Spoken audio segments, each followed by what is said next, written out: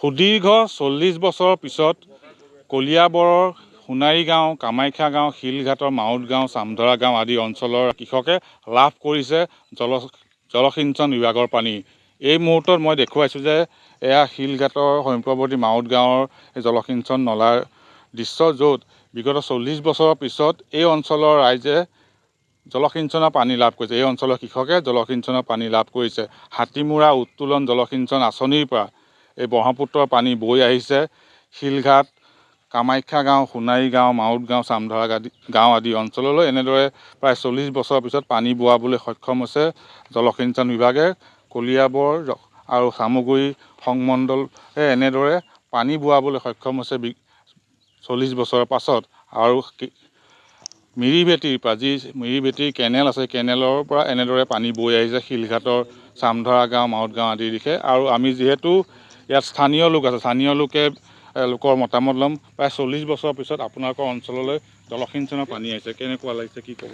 হয়, আজি 40-42 বছৰ আগতে আহিছিলে পানী। তেতিয়াৰ পৰা আকৌ আজি দুদিনৰ আগতে ট্ৰায়েল বেচিছত পানী অকণ আহিছিলে, কিন্তু আজি বৰ ধুনীয়াকৈ পানী আহিছে। এয়া মই আছোঁ বৰ্তমান মাউত গাঁৱৰ পথাৰত। ইয়াৰ জাষ্ট পাৰ হ'লে আপুনি চামধৰা গাঁৱৰ পথাৰ পাব। তাত ধুনীয়া আৰু পানী আহি গ'ল। আৰু এতিয়া ৰাইজে খেতি কৰাত ৰাইজ উপকৃত ধুনীয়া। ইমান দিনে পানী হয়, নলাসমূহ নষ্ট হৈ গৈছে। ইমান দিনে নলাসমূহ ভাঙি গৈছিলে, দুইটা চাইডে নলা ভাঙি গৈছিলে আৰু পানীটো ৰৈ নাথাকে, গুচি যায়।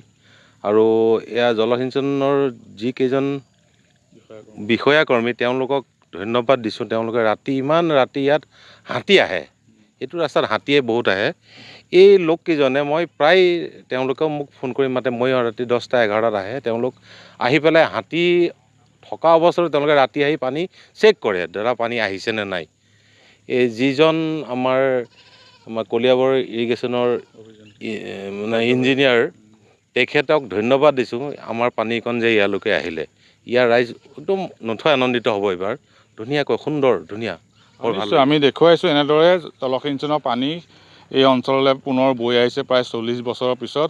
হাতীমূৰাৰ যি কলং উত্তোলন জলসিঞ্চন আঁচনি আছে, জলসিঞ্চন আঁচনিৰ পৰা এইদৰে পানী বৈ আহিছে। তাৰপিছতে দেখা গৈছে এই অঞ্চলৰ কৃষকসকল উৎফুল্লিত হৈছে, কিয়নো 40 বছৰৰ পিছত এই অঞ্চললৈ পানী বৈ আহিছে। বিগত প্ৰায় 40 বছৰে পানী অহা নাছিল। বিভিন্ন কাৰণত নলাসমূহ কিছু ঠাইত ভাগি গৈছিল বা কিছুমানে নলাসমূহ বন্ধ কৰি দিছিল নিজৰ পথ নিৰ্মাণৰ সুবিধাৰ্থে। আৰু তাৰপিছত জলসিঞ্চন বিভাগৰ প্ৰচেষ্টাত এনেদৰে পানী লাভ কৰিছে।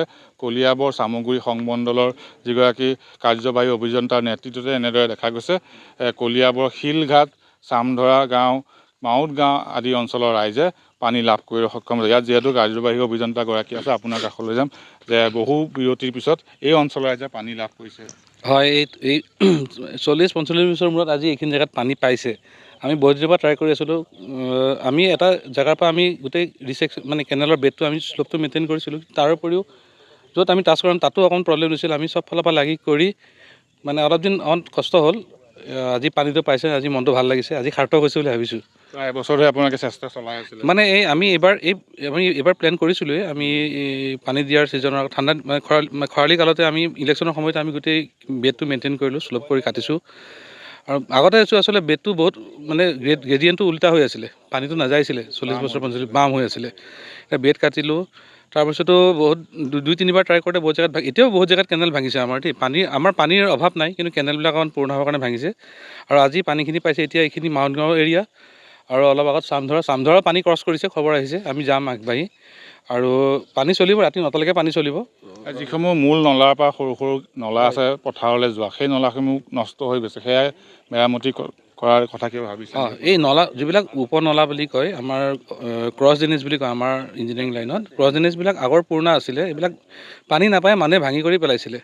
এতিয়াও যিবিলাক মুখবিলাক আছে এইফালেদি পানীবিলাক যাব, মানুহবিলাকে নিজেই এতিয়া লুৰ কাটি পেলাই লৈ যাব লাগিব। আৰু আমি যেতিয়া এইটো হাতত লৈছিলোঁ প্ৰজেক্ট, তেতিয়া চিভিল ইঞ্জিনিয়াৰৰ কথা পাতিছোঁ। আগতে পানীটো দি লওঁ, পানীটো যদি আমি দিব ছাকচেছ হওঁ, তেতিয়া আমি উপনলাখিনিৰ কথা আমি ভাবিম। যদি পানী নিদিওঁতো বনাই লাভ নাই ন। এতিয়া পানীটো যেতিয়া গৈছে, আমি এতিয়া প্ৰপ'জেল দিম।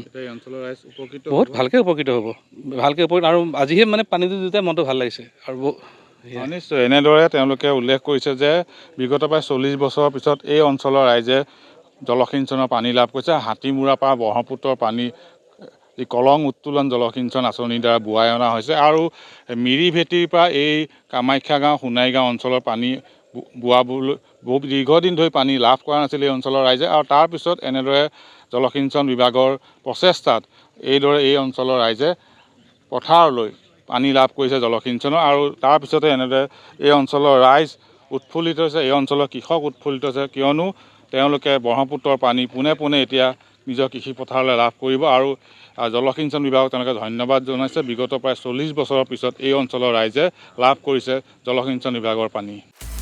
আপুনি বিচৰা বাতৰি পাব কেৱল নিউজ 18 এপত। নিউজ 18 এপ ডাউনলোড কৰিবলৈ স্কেন কৰক এই QR কোড। গুগল প্লে ষ্টৰতো পাব এই নিউজ 18 এপ।